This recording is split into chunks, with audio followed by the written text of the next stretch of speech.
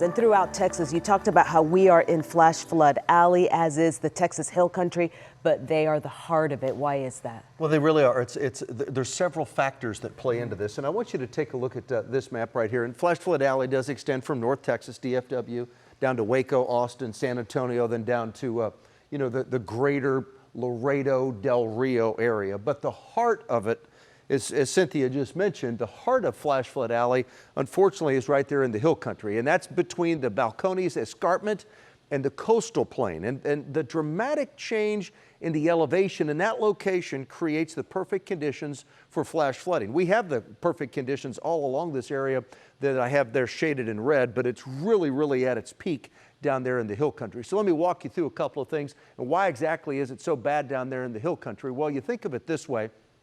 We have intense rainfall in the state of Texas, and I've lived all over the United States, but it truly is, and everybody says, hey, if you don't like the weather, wait 5 minutes. But truly in the state of Texas, it is so crazy how fast the weather changes. You can go from blue sky to a tornado on the ground in just a matter of minutes. So you have very intense rainfall in the state of Texas, and certainly right there in flash flood alley. And those rainfall rates, they can be more than 2 to 4 inches per hour. 2 to 4 inches per hour, and that in and of itself can help trigger flash floods. Then you throw in the steep terrain. If any of you have been down to hill country, most of us have.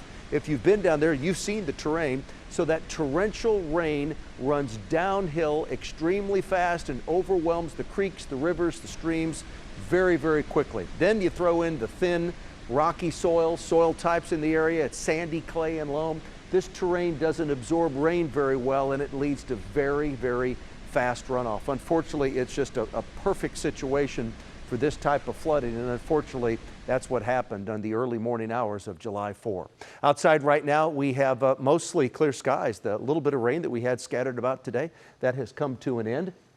And right now, mostly clear, but I do have a few clouds that'll roll in as we head through the night tonight, especially towards sunrise. There's 4, 5, 6. There's a little bit of rain. There's some clouds and some rain at 7 o'clock tomorrow morning. There's noon right there. We'll have some scattered showers and thunderstorms at noon, and then watch how they start to fizzle out tomorrow late afternoon, tomorrow evening, just as they did today. There's 6 p.m. tomorrow. And then tomorrow night, for the most part, is fairly dry across the area. And the UV index forecast for you tomorrow, it's not a great one if you're a sun lover, but 3 in the afternoon, you will have some sunshine. You'll have a UV index tomorrow of around an 8. It'll peak at that time, 3 o'clock tomorrow afternoon. Rainfall coverage this week, rainfall coverage goes down. We had about 40% of us that saw rain today, about 30% of us tomorrow, 20% of us on Wednesday, and then Thursday, Friday, Saturday, it's dry. Most of Sunday is going to be dry, but I can't rule out a stray shower even on Sunday. So my forecast for tonight: dry, warm, humid, light winds, 74 is the low tonight. We will have some rain develop towards sunrise tomorrow. So a little bit of rain for the morning commute cannot be ruled out. Tomorrow, scattered showers, maybe even a thunderstorm. I have no severe weather in the forecast tomorrow.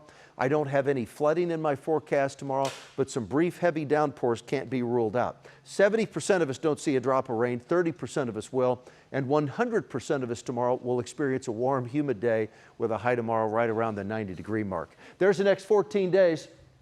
And don't forget, we're your Dallas Wings station at 7 o'clock on Wednesday. That's right, we have a Dallas Wings game. Have you been watching them this season? It's Wednesday. They're at Chicago on our sister station, KFAA.